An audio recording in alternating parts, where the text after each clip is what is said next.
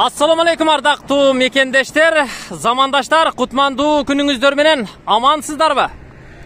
Биз сиздерге Чүй жергесинен сатыла турган кезектеги үйдү көрсөтүүнү баштадык.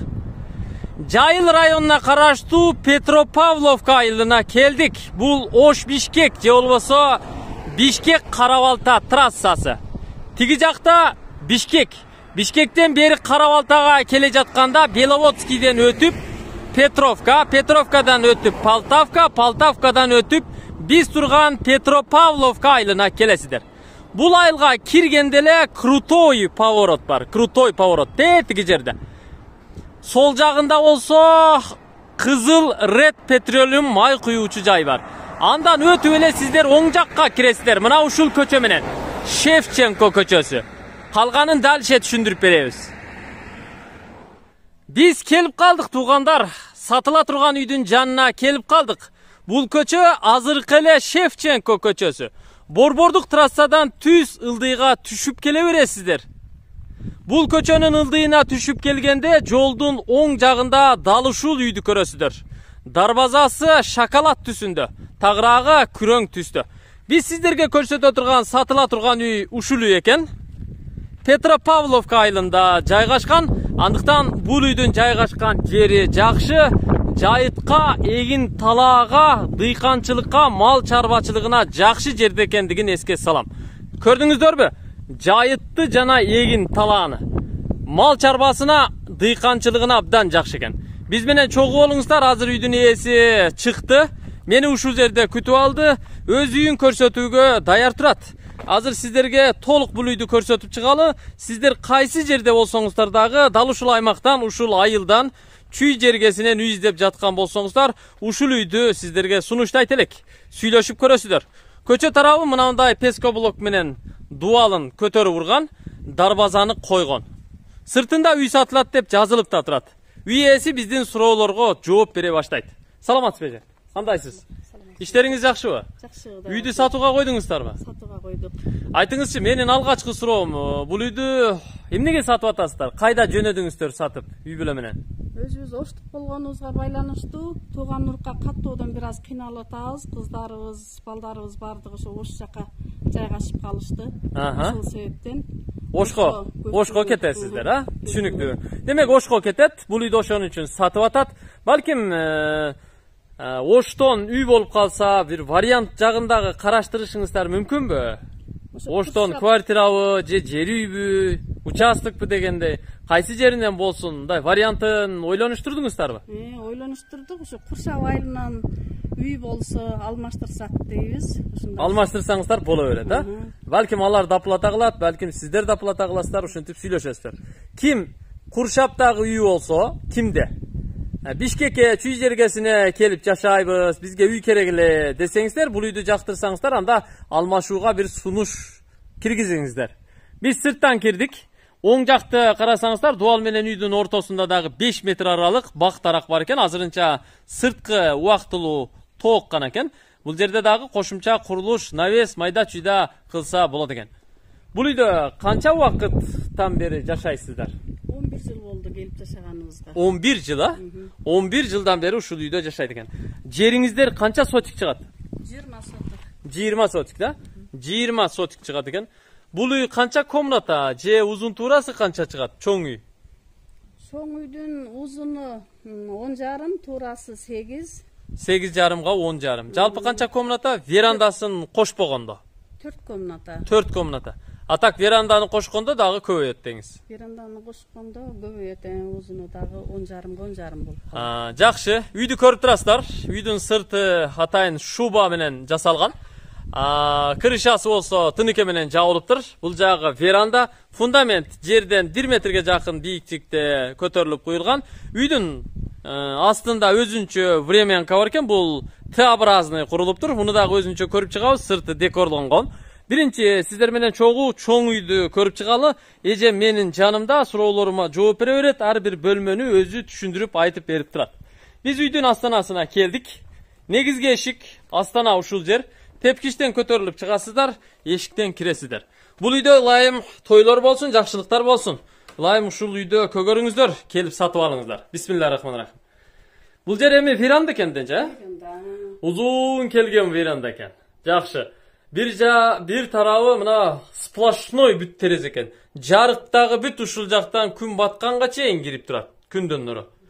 Эми төрү азырынча скылат экен, майда чүйда жүк эмеректерди бул жакка тизип коюпсуздар, атак бул жакка сөрү тапчан кийин коюп койсо болчу да экен, Жақсы. Демек веранда сыртты карап турууга жакшы. Потолок пластик каражаттарынан жасалган, ал эми полу жыгач экен. Үйдүн бөлмөлөрүнө киребиз. Ушул эле жерден сиздер солго бурулуп ичкери киресиздер. Ортодо коридор туугандар, карап коюңуздар. Коридордун туурасы 1,20. Ачык жашыл түстө жасалыптыр. Эшиктер баары жыгач, полу да жыгач экен. Оң жактан биринчи бөлмөдөн баштап бөлмөлөрдү бир чекеден көрсөтө беребиз. Бул жагыңыз эми азыр төшөккана склад болуп калып турго, Негизи бул эми спальный да детский болсо керек, Балдардын уктоочу бөлмөсү беле? Спальный. Балдар бөлмөсү, көрүп турасыздар. Бул бөлмөнүн бурчунда мындай контрамарка печкасы да бар экен. Бөлмөнүн туурасын айта турган болсок, 2,5 узундугу 4. 4кө 2,5 спальный бөлмө. Потолок фанера, анан сырдалган. Мына ушундай чакан бөлмө. Азырынча эми жүк, сеп, көрпө төшөк, эмерек бүт баары жыйылган. Анын карама каршысында дагы бир спальня бар. Бул бир аз чоңураак туугандар, карап коюңуздар. Узун туурасы 3,5га 3,5 экен. Розовый цветте жасалган. Потолок жыгач экен, караңыздар. Жыгачты сырдап коюптур, бирок кынап жыгачтан жасаган экен потолокту. 2 терезеси бар, 2 жагында тең, полу жыгач. Бул дагы бир спальня болду туугандар. Эми төргө жүрөлү, төрдө дагы бир бөлмө бар экен. Менимче бул жак зал болсо керек, же холл. Бул кандай бөлмө? Бул деле спальнябы же залбы? Жок, бул деле зал. Зал да? Чаканыраак зал экен. Бөлмөнүн туурасы 3 метр, узундугу 5-15 метр квадрат чыгат. 2 терезеси бар, туугандар. Карап коюңуздар. Анан бул үйдүн дуалы дагы калың келген дуал экен. 2 терезе бар. Занавескалар илинген, асылган, кыскасы мына ушундай бөлмө. Полу жыгач, потолок дагы жыгач. Ачык жашыл түстө жасалган. Бирок бул бөлмөнүн оң тарабында дагы бир бөлмө бар экен. Муну дагы көрүп коюңуздар. Бул эң чоң бөлмөңүздөр турбайбы? Эң чоң бөлмө. Бул зал. Туурабы? Килемдерди салыпсыз, дивандарды коюпсуз, занавесканы асыптырсыз, абдан жакшы жасаптырсыз. Бул печка, контрамарка печкасы иштейби, иштебейби? Иштейт, от жагылат. От жаг. Кышында иштетсе болобу? Ооба, конок келгенде жагабыз. Конок келгенде жагышат экен. Азырынча мына мынтип карнизди, занавесканы коюп, жаап койгон. Бурчта бул бөлмөнүн узун туурасы туугандар 5ке 5, 25 метр квадрат чыгат. Мында 4 терезеси бар. 2 терезе батыш тарапта, ал эми 2 терезе түштүк тарапта турат. Терезелерди белгилеп айтып коюн. Бардыгы жыгач, 2 кабаттуу терезелер. Кышында жылуу эле болсо керек эми, эже? Кышында аябай жылуу болот. Улантабыз. Биз эми сыртка чыгалы, үйдү толук бардык бөлмөлөрүн, проектсин, ички шартын, ремонтун бүт баарын көрсөтүп чыктык. Сыртка чыгалы. Үйдүн маңдайында времянканы көрдүңүз да. Времянкадагы бардык шарт мүмкүнчүлүктөрдү дагы көрүп чыгалы. Мына ушул времянка. Бул дагы күнгөй бет курулган, көрүп турасыздарбы? Сырты декорлонгон. Бул жакта кандай шарттар бар, кандай бөлмөлөр бар, жилойбу, жилой эмеспи, аны да көрүп чыгалы. Кана жүрүңүздөр. Эже жүрүңүз. Бисмиллахиррахманиррахим. Бул жери прихожка экен, Прихожка, көрүп турасыздар, бут чечүүчү, кийимдерди илүүчү атайын чакан бөлмө экен. Бир терезеси бар. Мындан түз өтүп кире турган болсок, бул жерде дагы бир бөлмө бар экен. Бул кандай бөлмөңүз болуп калды? Бул эми кухня, тамак жеп турган. Бул времянкабыз кирпич менен. Кирпич менен урулган. Времянка. Абдан жакшы. Бул кухняңыз экен. Демек, төрдө печка иштейт. Иштейт. Бул эмне отопление дагыбы? Паровой, Паровой отопление. Заодно үйдү жылытат экен. Таза суу бул жака умывальник коюп коюпсуз да? Сууну толтуруп коесуз. Атак таза сууну системаны бул жака киргизген эмессиздерби? Водоканалдыкын. Жок, азырынча кирген. Азырынча кирген эмес. Демек, кухняда көрүп турасыздар кандай шарттар бар экендигин. Чай ичүүчү орундук, печка, поло ДСП экен. Анан сырдалыптыр. Бул бөлмөнүн сол жагында дагы бир кирме чыкмай 2 бөлмө бар экен. Бул жагы жилой Жашап аткан бөлмө турбайбы? Бул ортоңкусу чаккан бөлмө экен. Дубалга шпатлевка тартылыптыр. Жашыл түстө потолок пластиктен жасалган. Бөлмөнүн туурасы 3 метр, узундугу 4,5 метр чыгат. Бул бөлмөнүн полу дагы ДСП, анан сырдалган, эмеректер коюлган. Анын төрүнө өтүп кире турган болсок, бул жакта времянканын чоң бөлмөсү экен. Бул дагы менимче спальный, узун туурасы 4кө 4,5. Бирок бул бөлмөдө дагы 3 терезеси бар. 2 кабаттуу терезелер. Отопление батареялар коюлган, система тартылган, кышында иштетет экен, печканы жагат экен, бөлмөлөрдү жылуу жумшак кармайт экен. 3 бөлмөнү көрсөттүк. Мына ал жакта кухнянын оң жагында дагы бир эшикти көрүп калдым. Бул жакта дагы бир бөлмө бар окшойт. Биз муну дагы көрүп коелу. Бул кандай бөлмө болот эже? Буну ошо душевойго. Душевой кылабыз деп план кылдыңыздар беле? Толук бүт эле экен да? Буну эми өзү көңүлүнө келтирип. Өзү көңүлүнө келтирип, сууну киргизип, монтаждап өзү жасап алат деңиз. Кафелди жабыштырыш керек, таза сууну киргизиш керек, канализациясын жасаш керек. Бул жакты душевой кылыш керек. Ички аянты деле кеңир экен. Кир жуучу бөлмөнү дагы бүт баарын ушул жакка уюштуруп аласыздар. Бул келечектеги үйдү сатып алгандан кийинки сиздердин жумушуңуздар болот. Биз сыртка чыктык. Эми бир аз чыдап туруңуздар. Аягына чейин көрсөтөлү. Мына бул жакта үйдүн жанында гараж бар экен, а? Унаа кире береби? Кирет муну. Кышында ошол жакка киргизип коесуздар. Бул эмне? Склад. Склад да? Склад. Складтын жана времянканын алдында качалка бар экен. Суу чыгабы эже? Чыгат, мотор менен чыгарабыз. Мотор менен. Жер астынан суу чыгат. Артезиан. Жакшы. Бул жакка жүрөлүчү складты дагы көрүп коелу. Үйдүн алдында склад бар экен. Складты көрүп турасыздар. Навестелип жабылып, айланасы шифер менен тосулуптур. Инструмент, идиш аяк бүт баары ушул жактар экен. Баары коюлуптур, тизилиптир.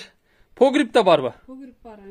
Картошка, мартошка сактаганга болобу? Бардыгын сактайбыз. Бардыгын сактаганга болот дейт. Салат, вареньялар бардыгы ушул жакта. Салат, вареньялар бардыгы ушул жакта дейт. Гараж. Гараждын сол тарабына өтөбүз. Бул жакта дагы навестин астында эмне курулуштар бар экендигин көрөлү. Баняңыздар да барбы? Баня бар. Баня бар. Бул жакка эми суу тартылганбы, тартылган эмеспи? Жок, пока тартылган эмес. Пока тартылган эмес. Суунун печканын бочкасын толтуруп эле, ошону ысытып эле жуунуп алганга болот экен, Демек бул жагы баня. Көрүп турасыздар. Мунун эми саркындуу суусуна атайын септик жасасаңыздар керек, Бар. Септик бар. Бул жериңиз эмне? Очок. Очок канабы, Очок кана экен, көрүп турасыздар. Орто казанга атайын очок жасалыптыр. Айланасы тосулуптур. Бул жерде бир эшик бар экен. Эми эшик менен сыртка чыкканга мүмкүн экен. Охо, буякта вообще жер кеңири го, Сиз айткан 20 соток ушул жактабы эже? Бул жагы кайерге чейин барат эми? О, якта да жерлер. Мына ортодогу бөлүнгөн тосулган жер да сиздерге карайбы?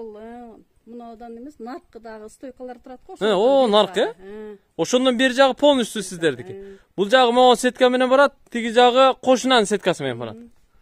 Жакшы экен да. Бардыгы 20 сотик да? 20 сотик. Бул сиздер билген нак, көрүп турасыздар, алмурут, орусчасы груша. Алмурут бар экен, көрүп турасыздар. Жаңгак, кайнолу, өрүк, алма, шиповник жана майда көчөттөр да бар экен.